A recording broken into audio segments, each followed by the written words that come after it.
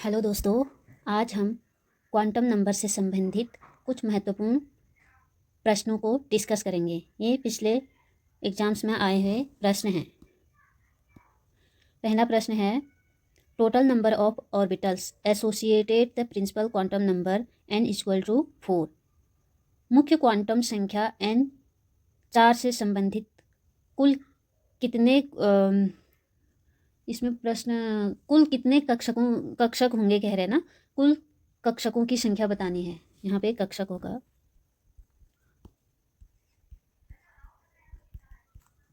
Orbitals की संख्या बतानी है। हमने देखा था क्वांटम संख्याएं 4 होती हैं, n, l, m और s। n क्या दिखाता है? सेल को दिखाता है। l सबसेल, m ऑर्बिटल और s स्पिन को। इलेक्ट्रॉन का स्पिन क्लॉकवाइज है या एंटी क्लॉकवाइज है, ये जो है स्पिन दिखाता है। अब हमें L की वैल्यू निकालनी है। तो L की वैल्यू कैसे निकालेंगे?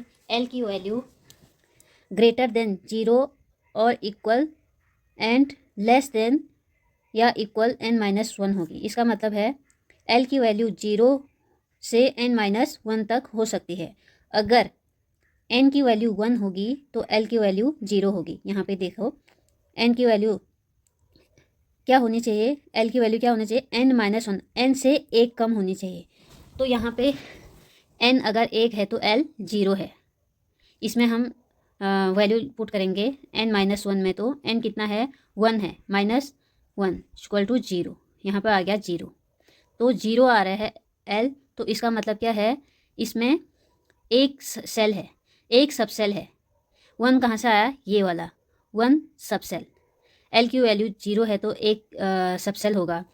अगर n की वैल्यू 2 है तो L की वैल्यू 0 भी हो सकती है और 1 भी हो सकती है। n से 1 कम, n 2 है तो n 2 है, 1 कम होगा तो 1 आ जाएगा। तो इसकी वैल्यू क्या आएगी? 0 को हम 0 को s कह रहे हैं, तो यहाँ पे 2 n 2 है तो 2s होगा। और 2 1 के लिए अगर L की वैल्यू 1 आ रही है तो इसका मतलब है ये p सबसेल होगा, तो इसको हम 2 भी लिखेंगे। फिर 3 के लिए L की वैल्यू 0 हो सकती है, 1 हो सकती है और 2 हो सकती है। n-1, 3 n 3 है, -1 2 आ गया। 2 का मतलब है ये डी कक्षक होगा, तो यहाँ पे 3s 3p 3d। फिर 4 के लिए 0 1 2 3 हो सकती है। अब हम देखेंगे, यहाँ पे देखिए L की वैल्यू 0 है तो s, 1 है तो p, 2 है तो d, 3 है तो f। ये हैं सबसेल। L क्या दिखा रहा है? सबसेल को दिखा रहा है।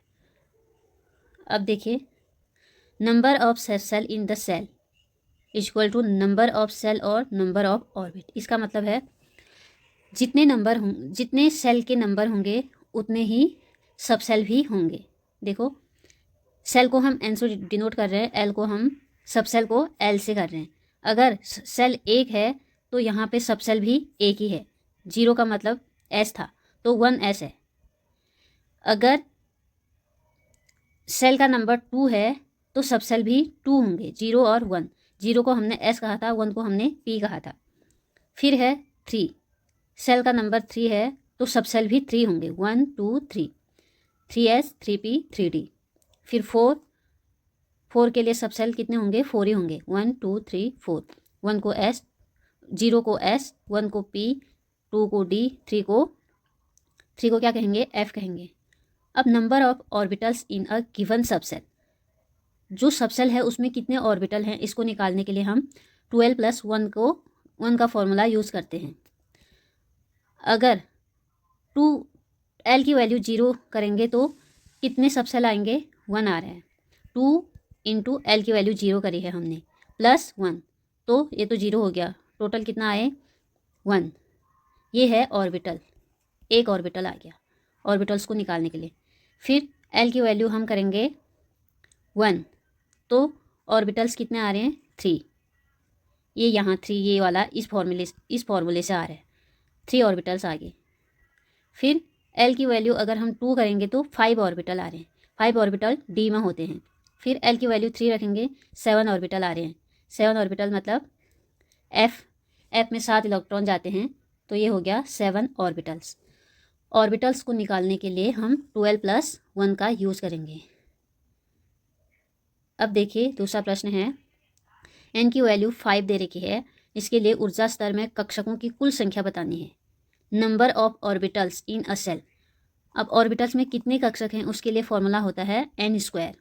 यहाँ पे n दे रखा है 5, तो n की वैल्यू हम इसमें रख देंगे। तो n कितना है, 5 है, तो 5 का वर्ग 25 ऑर्बिटल्स आएंगे।